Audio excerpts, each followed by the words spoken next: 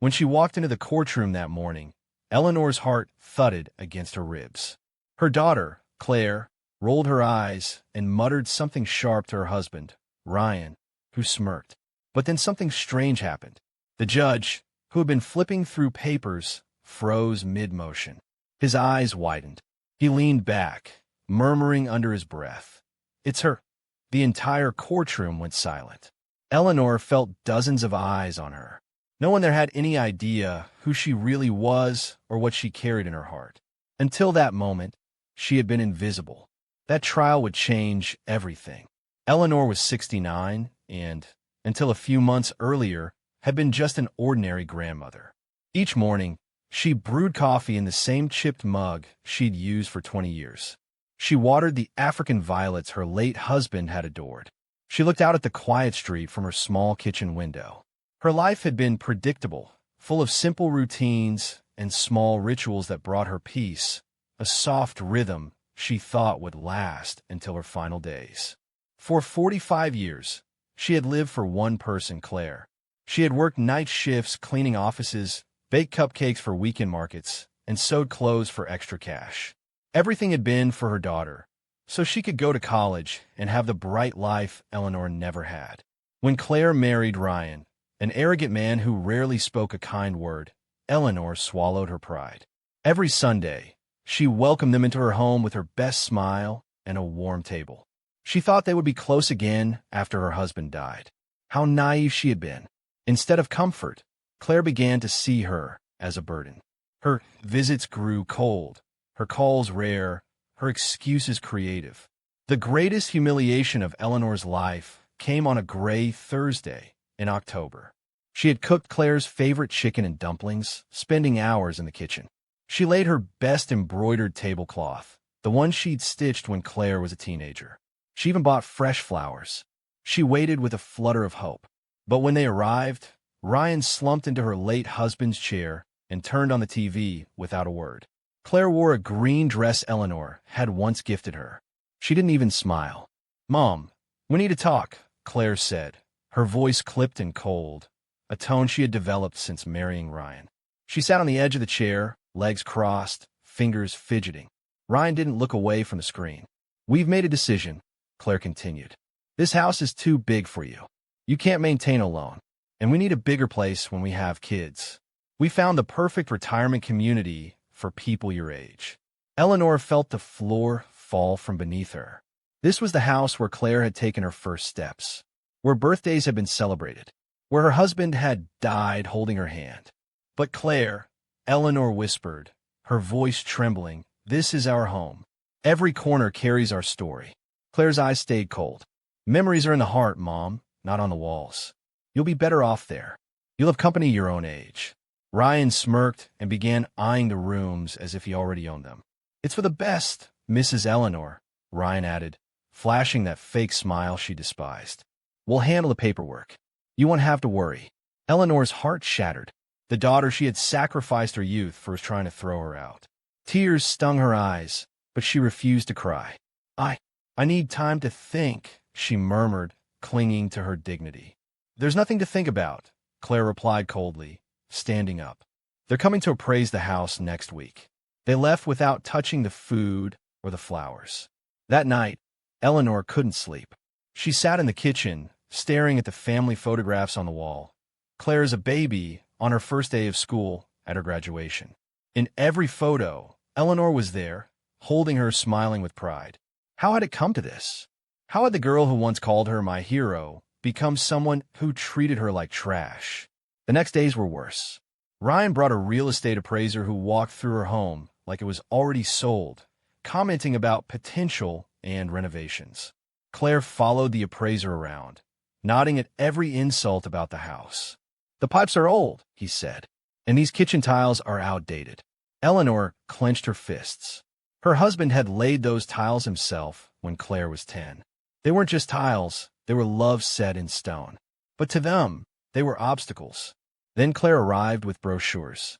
"Look, Mom," she said in her sugary fake voice. "It has beautiful gardens, and they do bingo on Tuesdays.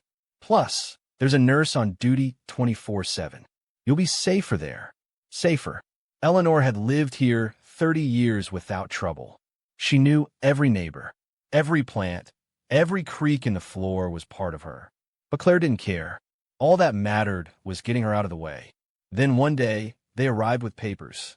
Ryan entered like a king, followed by Claire and a lawyer. "Mrs. Eleanor, we have the transfer documents ready. We just need your signature." "Transfer?" Eleanor asked, confused. "I thought you were selling it." Claire avoided her eyes. "Ryan and I decided to keep it." That was when the truth hit Eleanor like a thunderclap. It wasn't just that they wanted her gone. They wanted to take ownership of the house, the legacy she and her late husband had built with sweat and love. "I'm not signing anything," she said firmly, surprising even herself. Ryan stood, his polite mask slipping into a scowl. "Ma'am, you're not in a condition to make decisions. Claire is your heir, and she's doing what's best." "This is my house," Eleanor shouted, her voice trembling yet fierce. "And I'm not leaving." "Mom, don't make this harder," Claire murmured, glancing nervously at Ryan. "You know you can't keep living alone. You even left the gas on last week." "That's a lie," Eleanor snapped. She had never forgotten the stove. Ryan smiled slyly. "See? She's confused. It's dangerous to leave her alone." The lawyer cleared his throat. "Ma'am, if you refuse to sign, we may pursue legal options, perhaps a mental incapacity proceeding." Eleanor's heart pounded. Her own daughter would declare her unfit to steal her home. "I need time," Eleanor whispered, her strength crumbling. "You have 1 week," Ryan said coldly, and they left. When the door shut, Eleanor collapsed into her husband's old armchair and wept like she hadn't since his funeral. She wept for the daughter she had lost, for the home they were stealing, for the life that was collapsing around her. For the first time in her life, she considered giving up. Maybe they were right. Maybe she was old, weak, and useless. Maybe it was best to just disappear. But something deep inside her rebelled. A small flame of dignity still burned. She had given everything for her family. She would not let them erase her. The next day, Claire returned alone. Eleanor's heart fluttered with fragile hope. Maybe her daughter had changed her mind. Maybe she had come to ask forgiveness. "Mom, I came to help you pack," Claire said flatly, holding a stack of cardboard boxes. "We can start with your clothes." Eleanor stared at her, searching for any sign of the girl she once knew. "Claire, please reconsider. I'm your mother." "That's exactly why I'm doing this," Claire replied without meeting her eyes. "Because I love you and want what's best for you." Love. That word sliced through Eleanor like ice. For hours, Claire packed her things as if they were trash. She shoved family photos into boxes, crammed books her late husband had gifted her, wrapped the delicate china from her wedding. "This dress is ancient, Mom. You don't need it." It was the dress Eleanor had worn to her husband's funeral. "Leave it," Eleanor begged. "Please, just leave it." But Claire tossed it into a donation bag without pause. Eleanor felt invisible. Her pain meant nothing. Her memories meant nothing. She meant nothing. The final blow came when Claire found her jewelry box. Inside were her wedding ring, the earrings from their 20th anniversary, and her mother's gold chain. "These will be safer in a bank safe," Claire said, slipping them into her purse. "They might get lost or stolen at the community." "Those are mine," Eleanor cried. She lunged to grab the purse, but Claire pulled away. "Mom, you're getting upset. This just proves you can't care for yourself," she said with cold calmness. Eleanor froze. In that moment, she knew she had lost her daughter forever. The Claire she had raised was gone, replaced by this stranger molded by Ryan's greed. That night, when Claire left with the jewelry and half the house packed away, Eleanor sat on the floor, surrounded by boxes, staring at bare walls. Her life had been dismantled like discarded furniture. The following days were hell. Ryan came each morning to supervise as if she were a child. He brought strangers to measure, photograph, and appraise every corner. They spoke about her as if she weren't there, as though she were an old object to be removed. "The lady needs to hurry," Ryan said. "The movers are coming Monday." It was Friday. "What if I'm not done?" Eleanor whispered. "Don't worry, Mom," Claire said without looking up from her phone. "The movers will handle it. Just take what's essential." What's essential? How could she compress her entire life into something essential? That afternoon, after they left, Eleanor drifted through the house like a ghost. She touched the walls her husband had painted, sat in every chair where they had shared breakfasts, opened drawers full of tiny treasures from her past. In her husband's desk, beneath old letters and paid bills, she found a folder she had never seen before. It had his initials and a small lock. Her hands trembled as she searched for the tiny key. She finally found it tucked inside an old book, marking a page about investments. With shaking hands, she unlocked the folder, and her entire world shifted. Inside were documents she didn't understand at first, but one caught her eye, a will dated 6 months before her husband's death. She gasped as she read. Her husband had been far more far-sighted than she ever knew, and Claire, her dear Claire, had no idea what she was about to discover. Eleanor read on, her tears dripping onto the paper. Her late husband had been quietly building a fortune. The will explained everything. For decades, he had bought small properties when prices were low. He had invested in company stocks, now worth a fortune. He had accumulated more wealth than Eleanor had ever imagined. But what truly stunned her was the clause that named her the sole heir to everything. Claire would only receive a small allowance if Eleanor died, and only if she had treated her mother with love and respect. Eleanor's lips trembled. He had seen this coming. There was more. The will revealed that her husband had secretly owned the entire apartment building where Claire and Ryan lived. They thought they were paying rent, but every tenant had been unknowingly paying Eleanor. Rent had been quietly deposited in a bank account she never knew existed. Her hand shook as she flipped through the bank statements. The amount was staggering. For 2 years, she had lived like a poor widow while a hidden fortune grew silently, untouched and waiting. Her breath caught as she uncovered more. He had shares in the very company where Ryan worked. Not minor shares, but a large enough stake to influence decisions. There were investments in restaurants, small businesses, even a vast piece of land on the city's edge worth millions. Everything was perfectly legal and organized. Eleanor stared at the documents in disbelief. Her husband had built a quiet empire, and she was its empress without knowing. And Claire and Ryan had tried to rob her of the smallest part of it. At the bottom of the folder, she found an envelope in her husband's familiar handwriting. It was addressed simply, "For my dearest Eleanor." She unfolded the letter with trembling fingers. "My love," it began, "if you are reading this, I am gone, and you found what I left for you. Forgive me for keeping this secret. I wanted it to be a surprise for your golden years. You worked so hard for Claire and me. You sacrificed so much. I wanted to be sure you never lacked anything." Tears blurred her eyes. The letter continued. "I must confess, I never trusted Ryan. There's ambition in him that worries me. That's why I structured everything this way. If Claire treats you with love and care, she will have a comfortable life. But if she ever mistreats you, you have the power to protect yourself. Use this wisely, not to hurt, but to defend yourself. Deep down, Claire's good. She's just lost. But if you must, protect yourself. Your husband, who loves you for all eternity." Eleanor pressed the letter to her chest and sobbed.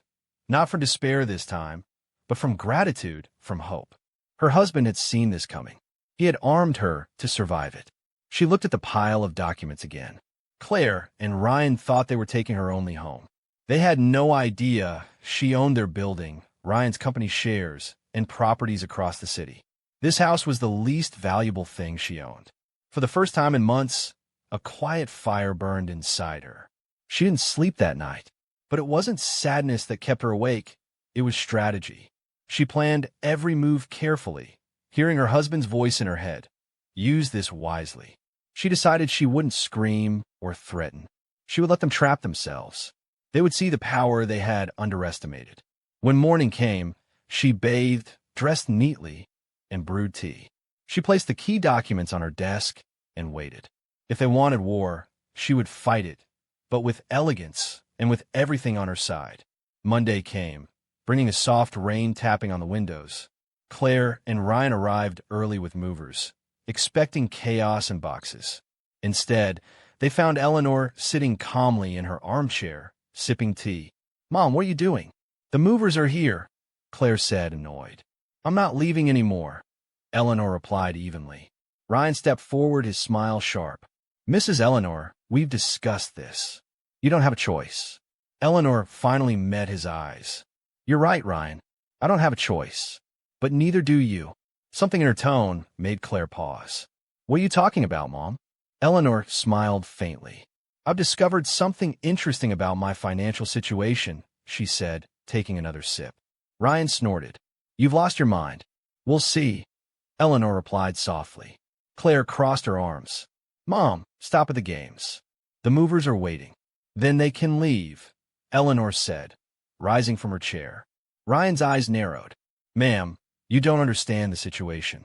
On the contrary, she said, walking to the desk. It's you who doesn't understand. She picked up a property deed and turned to them. Did you know the apartment you've been living in hasn't been paid to its real owner? Claire frowned. What are you talking about? We pay rent every month. Yes, Eleanor said, smiling. To a management company that deposits it directly to me.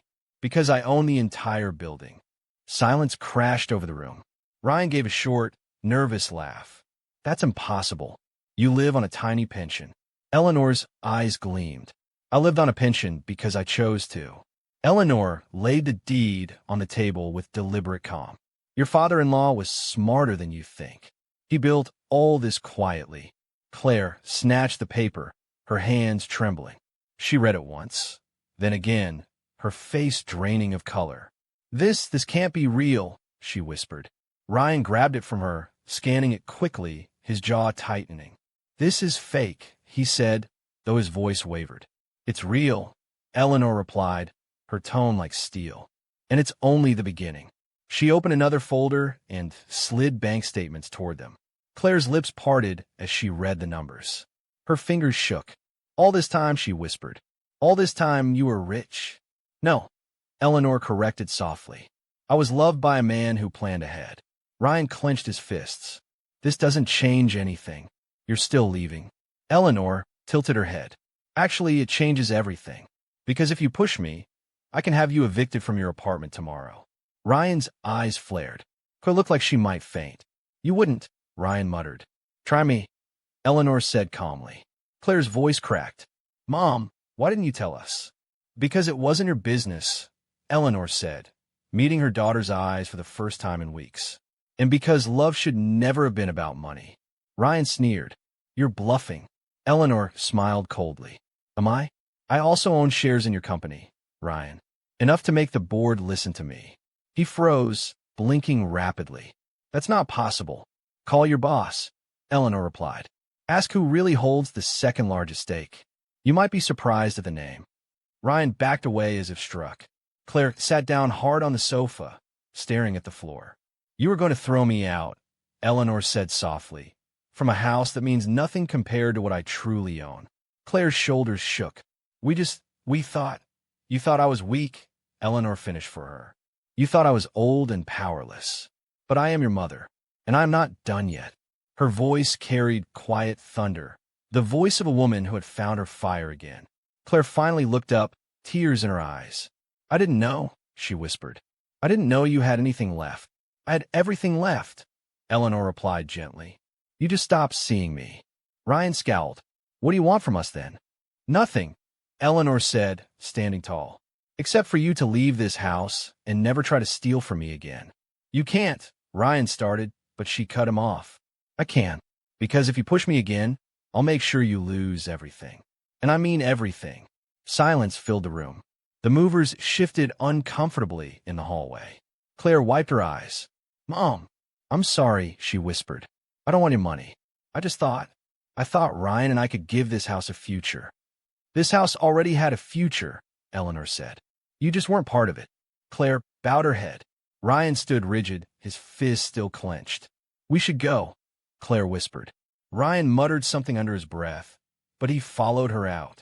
The door closed softly behind them. Eleanor sank into her armchair, her body trembling. She had won, not with screaming, not with violence, but with truth. The quiet strength her husband had seen in her had risen at last. She looked around her home, her sanctuary. The flowers on the table were wilted, but beautiful still. She let herself cry, not from defeat this time, but from fierce relief. She was not powerless. She had never been powerless. She had only needed to remember who she was, the woman who had built everything from nothing. The next morning, Eleanor called a lawyer of her own. Calmly, she had the property titles transferred solely to her name and created a new will. In it, Claire would only inherit if she treated her mother with love in her final years. Otherwise, everything would go to charity. When she finished signing, the lawyer smiled. "They won't dare trouble you again." "They won't," Eleanor said. Her voice was calm, steady, almost regal. "They don't know it yet, but they've already lost everything that mattered." Weeks passed. The house grew quiet again, filled only with the hum of her kettle, the rustle of newspapers, and the soft whisper of her African violets. Sometimes Claire called. Eleanor answered politely, but kept her distance. Ryan never called. Neighbors still waved from their porches. Life slowly settled, not back to how it was, but into something new, something peaceful. And for the first time in years, Eleanor felt free. Not just safe in her home, but powerful in her spirit. She had reclaimed herself completely.